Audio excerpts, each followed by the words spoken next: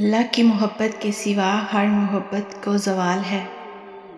رب سونے کی محبت کے علاوہ دنیا کی کوئی محبت سچی نہیں، اور رب سونا اصلیت دکھا دیتا ہے ہر رشتے اور محبت کی۔ پھر وہ سب کچھ آدمی کو دکھا کر کہتا ہے، اب بتا تیرا میرے سوا اور ہے ہی کون؟ جب تم سکون کی کمی محسوس کرو تو توبہ کرو، کیونکہ انسان کے گناہ اسے بے چین رکھتے ہیں۔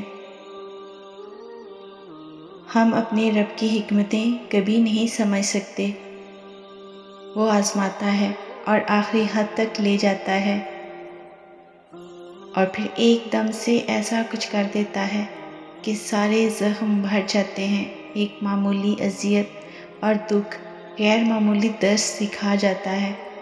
اس لیے امتحان کی گھڑیوں میں رب کی طرف رجوع کریں اور اس کا شکرانہ ادا کریں جس نے دنیا میں رہنے کا سبق سکھا دیا۔ کسی نے حکیم ابو علی سینا سے پوچھا، آپ کے دن کیسے گزر رہے ہیں؟ جواب دیا، گناہگار ہونے کے باوجود اللہ کی رحمتیں مجھ پر برس رہی ہیں۔ سمجھ نہیں آتا کہ میں کس بات پر اللہ تعالیٰ کا شکر ادا کروں، نعمتوں کی کثرت پر یا گناہوں کے درگزر کرنے پر۔ تکلیف اور پریشانی کا مطلب یہ نہیں کہ اللہ آپ سے ناراض ہے۔ جب اللہ کسی سے محبت کرتا ہے نا تو اسے آزمائش میں ضرور ڈالتا ہے تاکہ بندے کی عاجزی سن سکے۔ اگر اس نے اتنے صبر اور آزمائش کے بعد بھی اپنے بندے کے لیے کوئی صلہ نہ رکھا ہوتا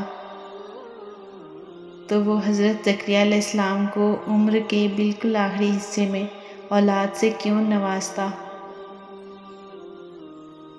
تو جان لو تم ہر حال میں اللہ کا شکر ادا کیا کرو، کیونکہ وہ تمہاری جان سے بڑھ کر تمہیں نہیں آزماتا۔ اور یاد رکھو، اگر سننے والا سن کر، دیکھنے والا دیکھ کر اور سہنے والا سہ کر جب خاموش ہو جائے تو سمجھ لینا کہ اب اس کا معاملہ اللہ کی عدالت میں پہنچ گیا ہے، اور اللہ صبر کرنے والوں کا مقدمہ خود لڑتا ہے۔